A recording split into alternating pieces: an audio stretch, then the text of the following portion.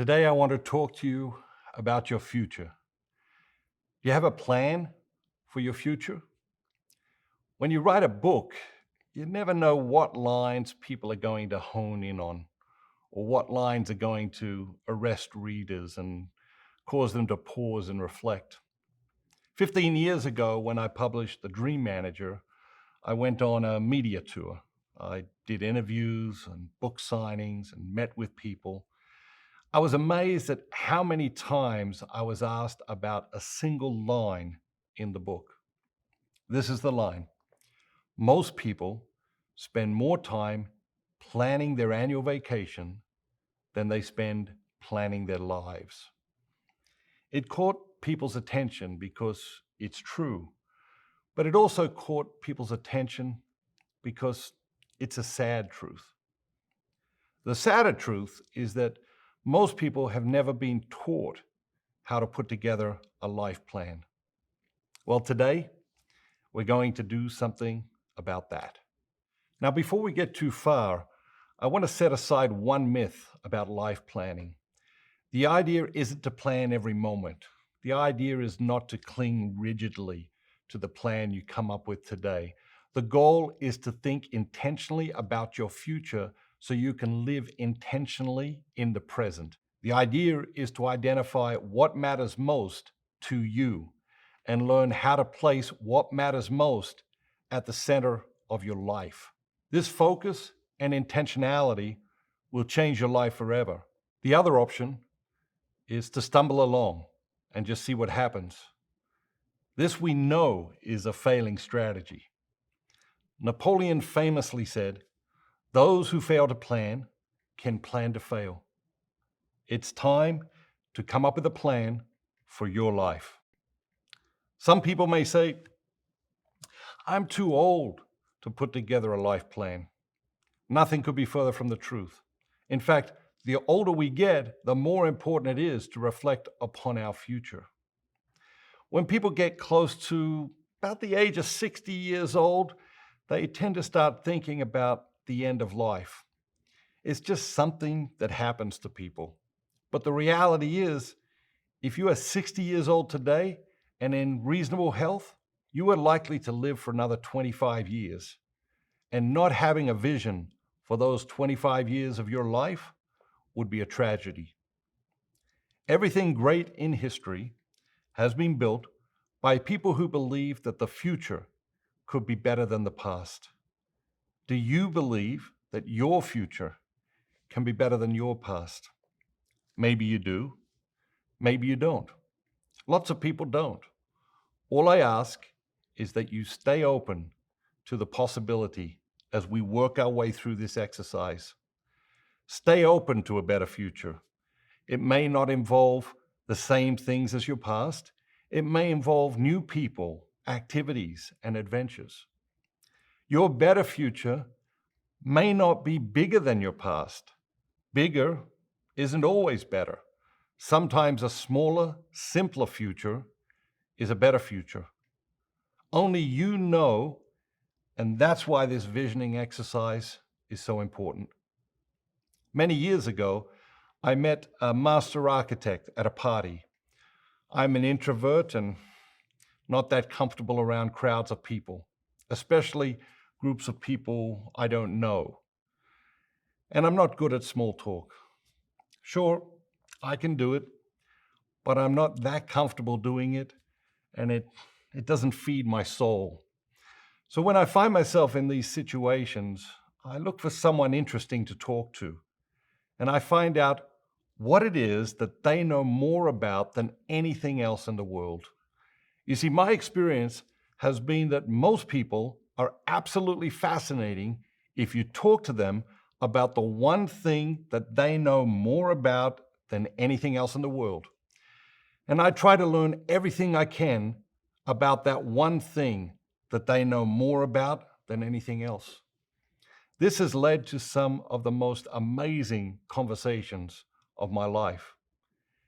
If you think someone is boring, you're probably talking to them about the wrong subject. Get them talking about the subject that they know more about than anything else in the world, and they will transform before your very eyes.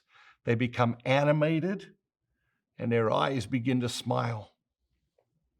So anyway, I was at this one party and I was introduced to a woman. We got to talking and it turned out she was an architect. I asked her what area of architecture she worked in, and she shared with me that she helped people design their dream homes, especially luxury custom homes. What's the biggest mistake people make when they are designing their dream home? I asked her. She smiled and she explained to me that most people make the same two mistakes. First, they don't make the area around the kitchen large enough. This is the natural gathering space in a home. It is the place people gather and they gravitate toward when there is any type of party or gathering in a home. And most people don't make that space big enough. Second, she explained, most people design the house they need today. It takes 2 to 4 years to design and build a luxury home.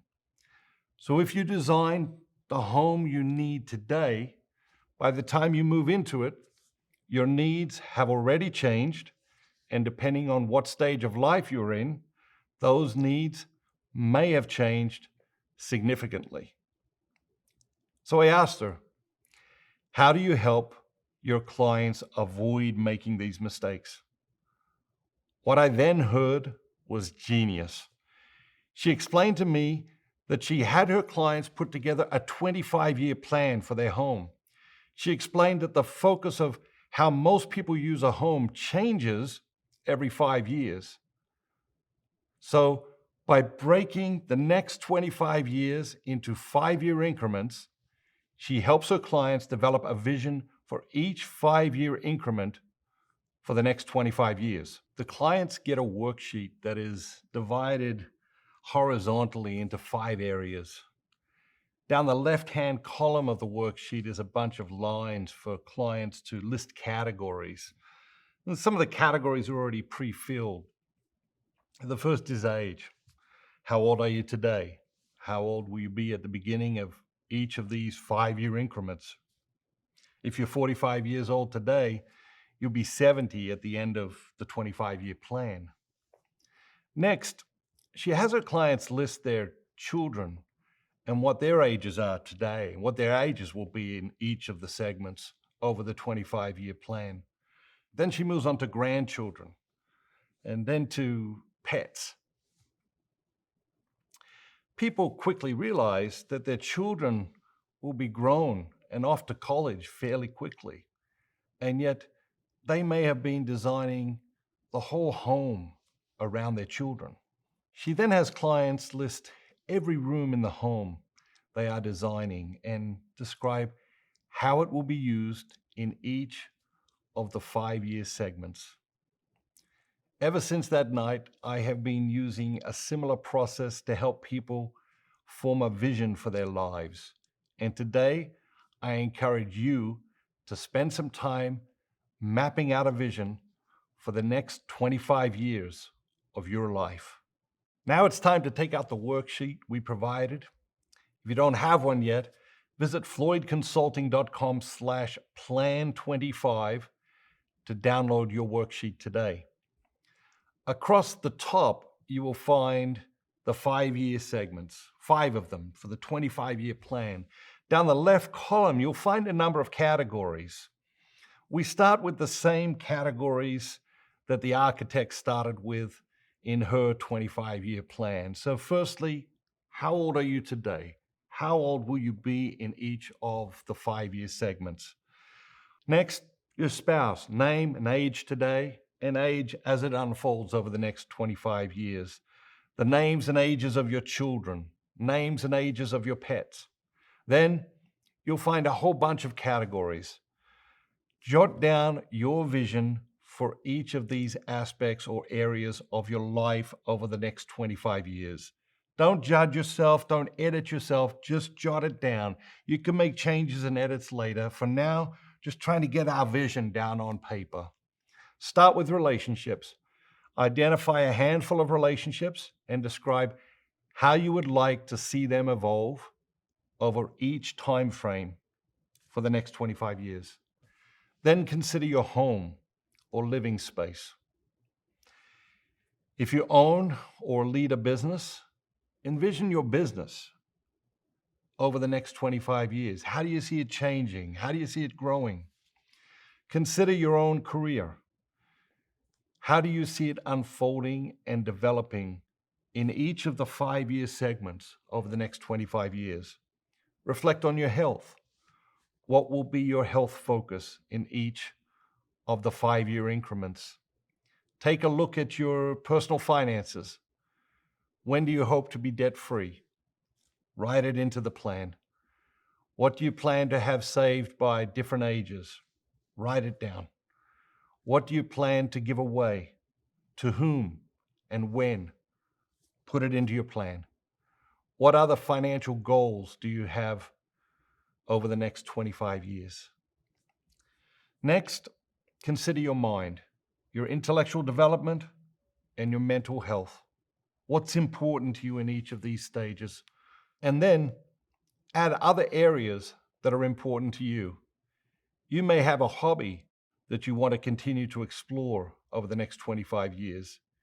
You may have new adventures you want to take as your commitments change over time. 25 years is over 9,000 days. 1 quarter, or 3 months, is just 1% of your next 25 years. Most people overestimate what they can do in a day and underestimate what they can do in a month. But most people never plan for a month. Most people overestimate what they can do in a year and underestimate what they can do in a decade. But most people never plan out a decade of their life.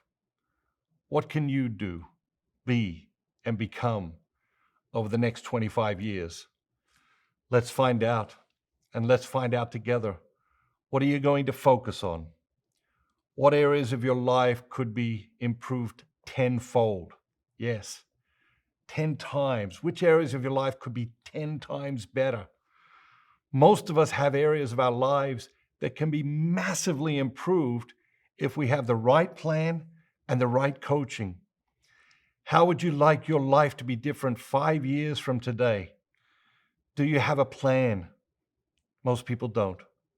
But today, that is all changing for you. Starting today, you are going to develop a vision for your life. There's a powerful line in Proverbs that reads, "Where there is no vision, the people will perish." Too many people are perishing in our society in all sorts of different ways.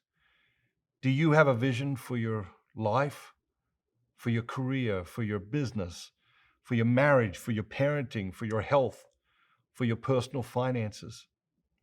In which area of your life are you thriving? In which areas of your life are you just surviving? And are there areas of your life where you're perishing?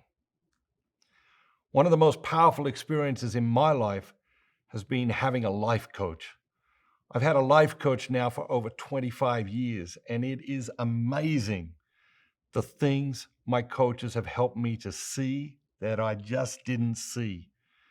It's amazing the things they helped me to learn about myself that I just didn't know. It's also amazing that no matter how successful we become in life, we all still need accountability and encouragement. In fact, I would argue the more successful we become, the more we need this accountability because the people around us are less likely to hold us accountable.